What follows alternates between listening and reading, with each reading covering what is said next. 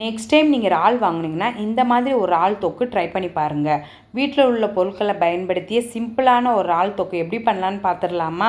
அதுக்கு நான் 1/2 kg இறால் எடுத்திருக்கேன். இறாலில் உள்ள நரம்பெலாம் எடுத்துகிட்டு நல்லா க்ளீன் பண்ணி சுத்தம் பண்ணி எடுத்து வச்சுக்கிறணும். ஒரு கடாயில் 1 ஸ்பூன் எண்ணெய் சேர்த்து க்ளீன் பண்ணி வச்சுருந்த இறாலையும் சேர்த்து 2-3 நிமிஷத்துக்கு வதக்கி விட்டுட்டு கலர் இந்தளவு மாறினதுக்கப்புறமா நல்லா அடுப்பை ஆஃப் பண்ணிவிட்டு தனியாக எடுத்து வச்சுக்கிறணும். இன்னொரு கடாயில் 2 ஸ்பூன் எண்ணெய் சேர்த்து 1/2 ஸ்பூன் சோம்பு, சின்னதாக கட் பண்ணி வச்சுருந்த ஒரு பெரிய வெங்காயத்தை சேர்த்து நல்லா வதக்கி விட்டுட்டு கோல்டன் ப்ரௌனாக வந்ததுக்கப்புறமா அதில் நீல வாக்கில் கட் பண்ணி வச்சுருந்த 20 சின்ன வெங்காயத்தை சேர்த்து நல்லா 2-3 நிமிஷத்துக்கு வதக்கி விட்டுறணும்.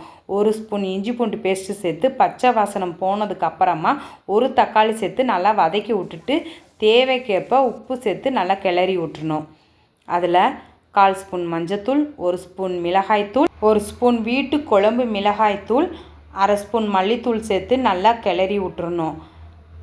1 டம்ளர் தண்ணி சேர்த்து நல்லா கிளறி விட்டுட்டு மூடி போட்டு மூடி வச்சிடணும். தண்ணி நல்லா இந்தளவு கொதித்து வந்ததுக்கப்புறமா அதில் மல்லித்தலையும் கருவேப்பிலையும் சேர்த்து நல்லா வதக்கி விட்டுட்டு நம்ம வதக்கி வச்சுருந்த அந்த இறாலையும் சேர்த்து 2-3 நிமிஷத்துக்கு மட்டும் நல்லா அடுப்பில் வச்சு கொதிக்க விட்டுட்டு அடுப்பை ஆஃப் பண்ணிடணும். அவ்வளோதாங்க, நம்ம சிம்பிளான இறால் தொக்கு தயார். நல்லா சுட சுட ஆவி பறக்கிற சோத்து மேலே போட்டு சாப்பிட்டு பாருங்கள். டேஸ்ட்டு சும்மா செம்மையாக இருக்கும். ஒரு தடவை ட்ரை பண்ணி பாருங்கள்.